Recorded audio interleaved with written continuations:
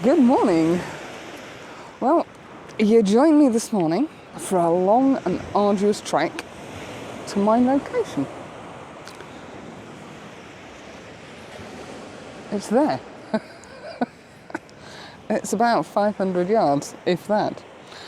It is 4 o'clock and it's grey and murky. Yeah, we're not going to get any colour this morning. It is high tide and sunrise in half an hour.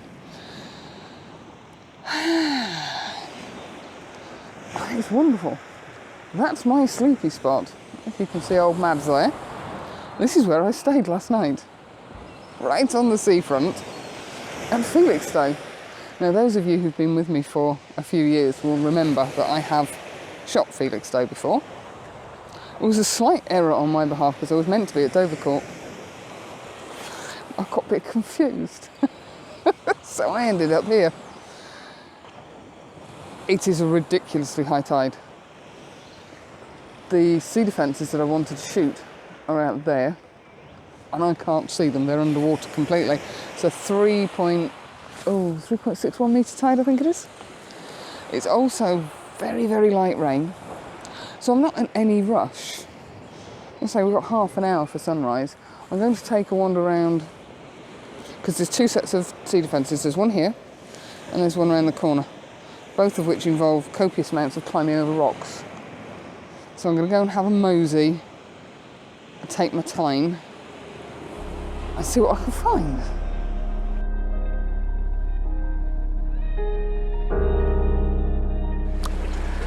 Well, I kind of got to where I want to be.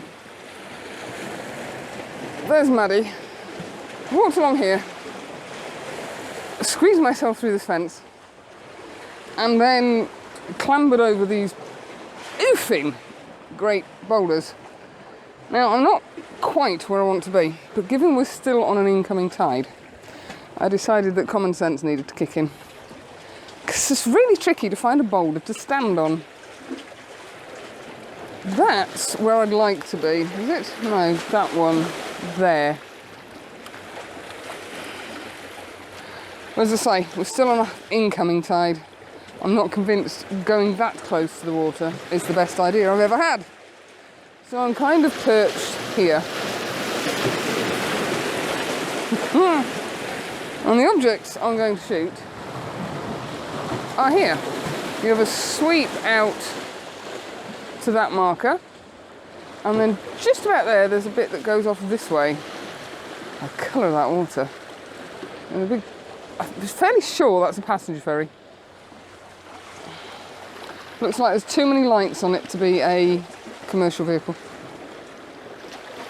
Luckily, it is relatively calm. We've got a north-northwest wind today, which theoretically means it's coming in from behind me, which is fab.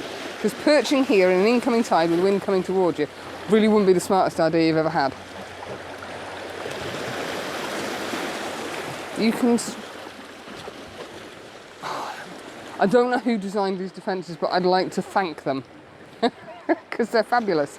There's another set just around there, that's the marker pole at the end. And they also, I think they go off to the left. And then there's a shorter spur off to the right.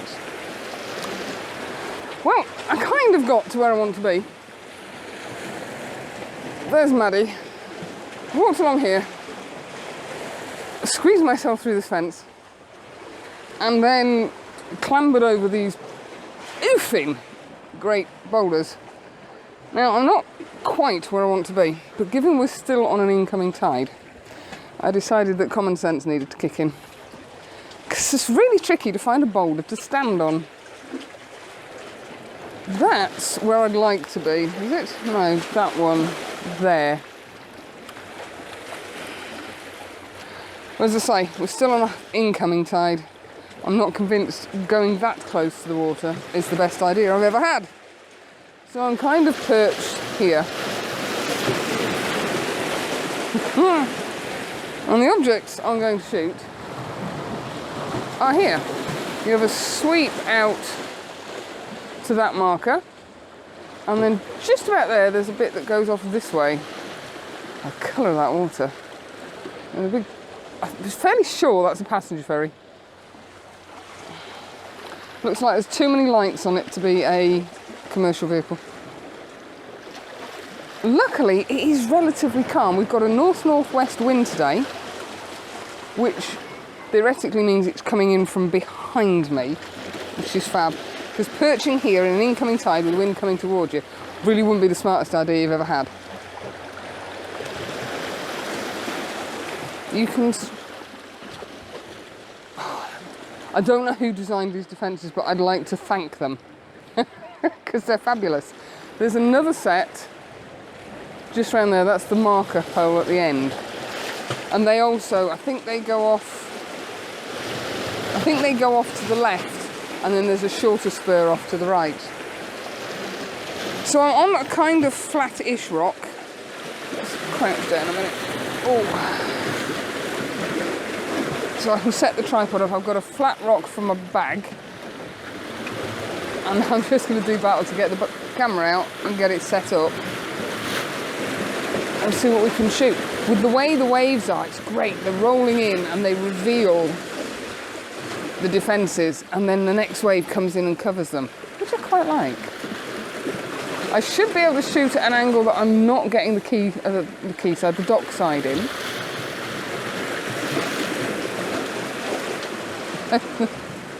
Yeah, this is going to be black and white, unless a minor miracle happens. There is actually threatening, you'll probably not make it out, lighter sky, but then there's clouds coming over and it is due to get wet in about 2 hours. Hey ho. Well, I'm going to see if I can get the camera out without dropping it and get set up and start snapping away, because it's actually quite light. And I've come down dressed for summer. Pigging cold this morning. Gonna warm up later during the day though, we'll be fine. Definitely doing some more padding on my bum for sitting on these rocks. We've got a band of, I'd like to say blue sky. Actually, there is definitely blue sky up above that grey stuff. The clouds are breaking through quite nicely. Now, I'm going to tell you what I'm doing. I'm reluctant to say it's hints and tips, because if somebody else goes and does it and it goes horribly wrong, then I'll be for the high jump. I've set the tripod up on a rock and I've tilted it slightly back towards me, so the two legs at the back are slightly shorter than the leg at the front. My reasoning being, if we get a little bit of a breeze, the tripod is more likely to fall backwards towards me than it is to fall forwards. That might just be wishful thinking, but that was my thought process. When you're in a dodgy location like this, slow down. It's taken me 10 minutes to get set up this morning. I've made sure that my bag is on a nice flat rock behind me, along with my filters. I've got everything out and ready. I set the tripod up, I put the filters on, the polarizer that I put on, and the grad before I put the filter holder on the camera. Once the tripod was set up, then I put the camera on, got it into the position I want to take the image, then I put the filters on. Then I sat down very gingerly, so I didn't knock the damn thing over. The other thing I've noticed is, although these are oofing great rocks and they're quite solid, I think we're still going to get a little bit of vibration from where the water is hitting them, because it's coming in with some force, even though it is a relatively calm day.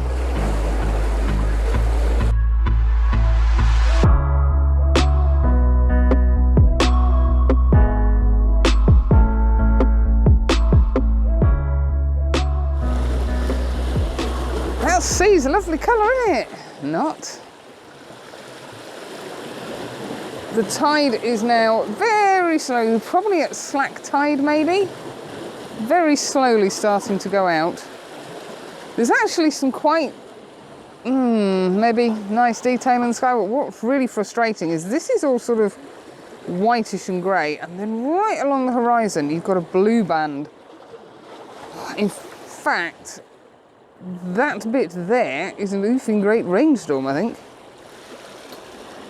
The size of that. There's a tugboat. There's a little speck there on his way out to meet him. And as I say, I'm sorry you're all a bit wibbly wobbly this morning, but I can't cope with getting a blinking gimbal out as well. So just to show you what we've been up to, we've just been playing.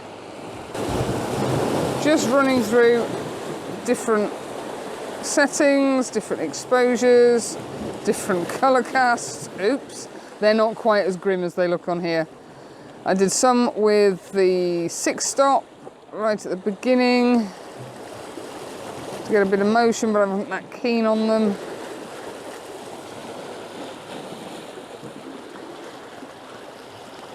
But that's what I'm waiting for. They're glorious, these sea defences. Especially with the little jutty bit that comes off here. Well, that's pretty hard to tell on this rear screen.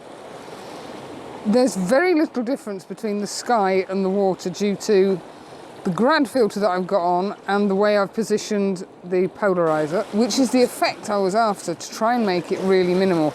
I need to wait probably another 5-10 minutes for the water to be around, instead of going over the top of the defences, for it to be around the defences. It's getting there, so you can then see the proper shape, because it goes out to a proper V shape there. Settings wise, I've still got the 6-stop in. I'm resisting the 10-stop. F14, 4 seconds. I'm only at F14, so I'm trying to slow the exposure down somewhat. Well, it appears, I told you, a small porcupine.